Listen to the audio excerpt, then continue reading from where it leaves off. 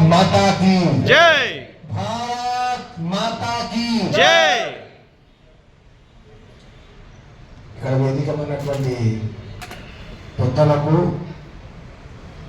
హిందూ ధర్మాన్ని కాపాడాలన్నటువంటి ఉత్సాహంతో తమ తమ ఫీల్డ్స్లో తమకు చేతనంత దానికి మించి కూడా పనిచేసేటువంటి ప్రయత్నం చేసిన వాళ్ళందరికీ కూడా నమస్కారాలు తెలియజేస్తూ ఈరోజు నా టాపిక్ ప్రస్తుత సవాళ్ళు. నేను ఒక విషయం చాలా ఫ్రాంక్గా ఓపెన్గా అందరికి అర్థమయ్యేటట్టు చెప్పాలనుకుంటున్నాను. ఒక నిమిషం అందరూ ప్లీజ్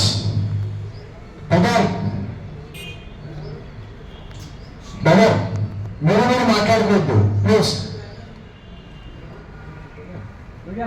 ఒక క్లియర్ విషయం ఏంటిదంటే అసలు మనకు మన ముందున్న సవాళ్ళు ఏంటో కూడా తెలియదు. This is very clear. మన ముందున్నటువంటి థ్రెట్ ఏందో మనకు తెలియదు. మన ముందు జరుగుతున్న మన మీద జరుగుతున్నటువంటి కాన్స్పిరసీస్ మనకు క్లియర్ గా తెలియదు. నేను కొన్ని అంటే ఇక్కడికి వచ్చిన తర్వాత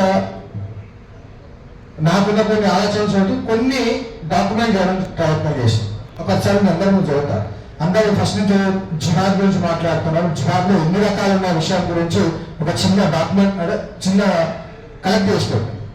ముందుగా అందరూ తెలిసినట్టు లవ్ జిహాద్, తర్వాత ల్యాండ్ జిహాద్, తర్వాత ఫుడ్ జిహాద్, తర్వాత పాపులేషన్ జిహాద్, తర్వాత ఓట్ జిహాద్, మెడికల్ జిహాద్, ఎడ్యుకేషన్ జిహాద్, సిస్టమ్ జిహాద్. సిస్టమ్ అంటే మనం గవర్నమెంట్ చేసేటువంటి సిస్టమ్స్. ఇంటలెక్చువల్ జిహాద్, వైట్ వాష్ చేయడానికి ఈకో సిస్టమ్ పనిచేస్తుంటుంది. మీడియా జిహాద్, మీడియాలో ఏది అవసరమో అదే టూ సైడ్స్ ఆఫ్ ద స్టోరీకి నెగిటివ్ సైడ్ చూపించే ప్రయత్నం మీడియా జిహాద్ చేస్తుంటుంది. పొలిటికల్ జిహాద్, ఎంప్లాయ్మెంట్ జిహాద్, స్పిరిచువల్ జిహాద్, హలాల్ జిహాద్, కన్వర్షన్ జిహాద్, సైకలాజికల్ జిహాద్, టెంపుల్ జిహాద్, మ్యారేజ్ జిహాద్. మ్యారేజ్ జిహాద్ అని ఎందుకు చెప్తున్నా అంటే ఇంతకుముందు నేషనల్ ఛాంపియన్ షూటర్ జరిగింది లవ్ జిహాద్ కాదు. ఆమె తన యొక్క ఎక్స్పీరియన్స్ ని చెప్తూ ఆమె చెప్పిన విషయం ఏంటంటే ఆమె ఉంటున్నటువంటి ఇంటి పక్కన ఉన్నటువంటి ఒక జడ్జి గారు తీసుకొచ్చిన సంబంధం. ఆ సంబంధం చూసింది జడ్జి గారు. మొత్తం వాళ్ళ ఇంటి ఫ్యామిలీ మొత్తం వెరిఫై చేసుకున్నారు వాళ్ళు హిందూస్ అని చెప్పి. కానీ పెళ్ళైన 2 days కే వాళ్ళు ముస్లిమ్స్ అని జరిగింది. ఇది మ్యారేజ్ జిహాద్.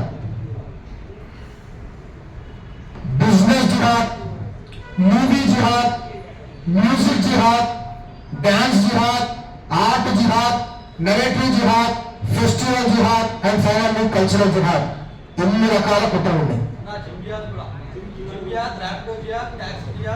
బిజినెస్ జిహాద్ లో ఇవన్నీ కవర్ అవుతాయి. అందుకే అన్నింటినీ క్వాలిఫై చేసి ఒక దగ్గర చెప్తున్నాడు. సో ఇన్ని రకాల జిహాద్ జరుగుతున్నాయి. ఫస్ట్ సవాళ్ళు ఏంటో తెలుసుకున్న తర్వాత సమాధానం వెతికే ప్రయత్నం చేద్దాము. నేను ఒక చిన్న విషయం చెప్తా.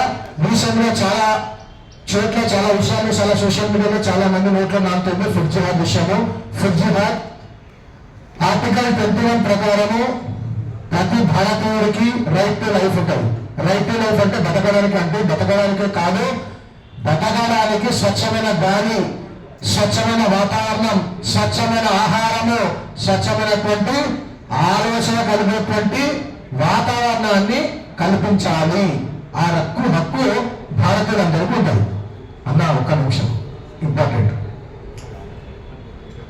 ఇవన్నిటి కూడా డైరెక్టివ్ ప్రిన్సిపల్స్ ఆఫ్ స్టేట్ పాలసీలో ఉంటాయి. అంటే ప్రాదేశిక సూత్రాల్లో ఉంటాయి. ప్రాదేశిక సూత్రాల్లో ఏముంటుందంటే స్టేట్ యొక్క బాధ్యత ఏంటంటే తమ సిటిజన్స్ కి నాణ్యమైనటువంటి ఆహారాన్ని అందించేటువంటి ఆ సిస్టమ్ ని కూడా వాళ్ళు ఏర్పాటు చేయాలి. ఇది స్టేట్ యొక్క బాధ్యత. మన రైట్ ఏంటిది? మనకు స్వచ్ఛమైన ఆహారాన్ని మనం తీసుకునేటువంటి రైట్ మనకు.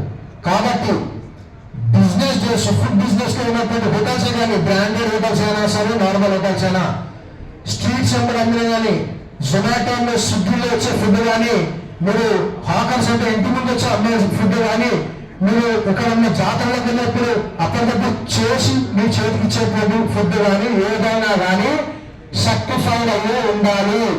Food standard and safety act 2006 ప్రకారం food standard and safety authority of India certify చేసినటువంటి వెండర్స్ మాత్రమే ఫుడ్ ను అమ్మాలి, ప్రొడ్యూస్ చేయాలి, స్టోర్ చేయాలి, మ్యానుఫ్యాక్చర్ చేయాలి, సప్లై చేయాలి. ఇవన్నీ మన రైట్స్. మన రైట్ మనం తెలుసుకుంటే నేను ఎక్కడైనా ఎవరి దగ్గరికైనా వెళ్ళినప్పుడు అది కల్తీ ఫుడ్, జ్ఞానమైన ఫుడ్ కాదు, దాని ఇంకా ఒక జిహాదీ ఆలోచన ఉన్నది అన్నప్పుడు you don't directly attack them with religion. మీరు FSSAI food safety security standards authority of India licence ఉందా లేదా అడగండి.